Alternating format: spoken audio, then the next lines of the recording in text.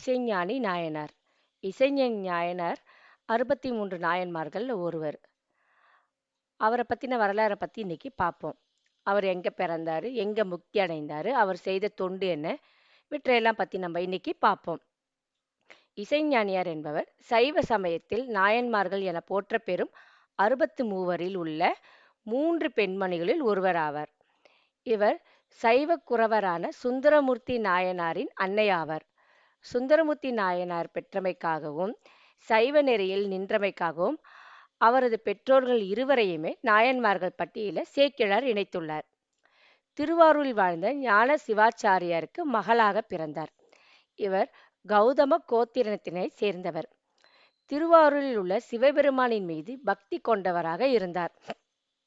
இசைஞானியார் திருமண பருவத்தை அடைஞ்சதும் ஞான சிவாச்சாரியார் சிவபக்தரான சடைய நாயனார் என்பவருக்கு திருமணம் செய்து வைத்தார்கள்.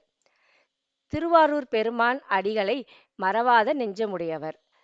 சடையரை மணந்து உலகில் மெய்ஞான ஒளியை பரப்பும் நம்பியாரூரை மகனாக பெற்றார். இறைவனடி சேர்ந்தார்.